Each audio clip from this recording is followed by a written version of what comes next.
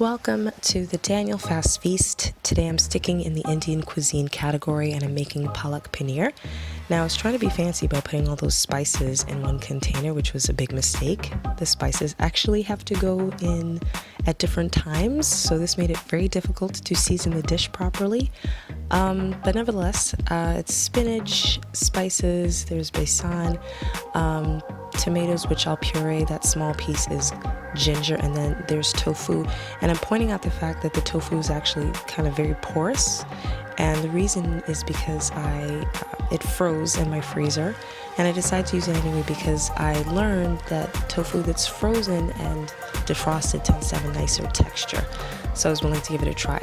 So the first step in the recipe is to take your spinach leaves, rinse them, wash them, and put them in a saucepan with a little bit of water and let it cook just for a few minutes. After a few minutes, it's going to cook down a lot. And when I looked at this, I realized I probably shouldn't have cut the recipe in half, but I didn't have enough spinach and I didn't want it to go to waste. After you've cooked the spinach, you're going to blitz it in a NutriBullet in my case, or a blender, until you basically have what looks like spinach pudding. You're going to take your saucepan, add in oil. Again, a mistake on my part because of my lack of experience with this type of cuisine was I didn't use enough oil. You need more oil than what I used. And I was trying to point out that the seasonings that I will try to now scrape out of that small fancy container is the cumin and the turmeric. Those are the first two seasonings, and you're going to cook your spices because that is going to enhance the flavor. And you want to be careful not to burn it. Once you've cooked the seasonings, you're going to add the besan, which is chickpea flour. I am not sure what alternative you could use to besan. It is not commonly found. You usually would find it in maybe the ethnic aisle in your grocery or in an Asian market. And I don't know if I would recommend like cornstarch or something like that to replace it. But that is what I used in the recipe, and that is what the YouTuber whose recipe I'm using used. After you've toasted your besan, the chickpea flour, you're going to add in the pureed tomato with ginger.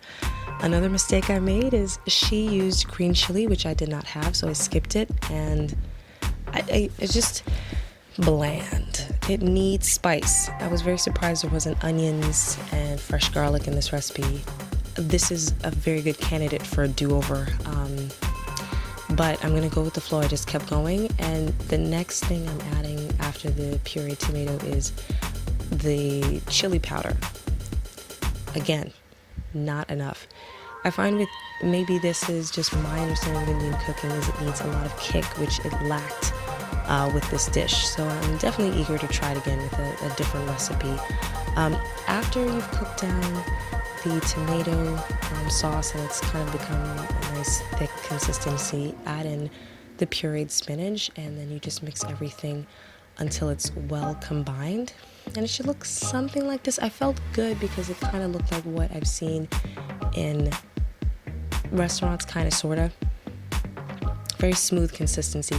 The last two spices I'm adding are the garam masala and salt. Also, again, I can't say enough how much more seasoning this needed. It just, not enough. It was good in that I was hungry, and so it fed me, but I definitely am going to try a different recipe to see if I can get that flavor profile up.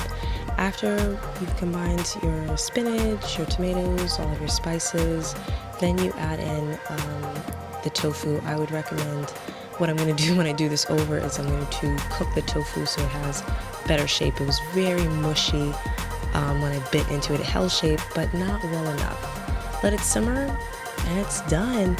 So not my best work, but still worth a try, especially because it's fun to try something different on the Daniel Fast.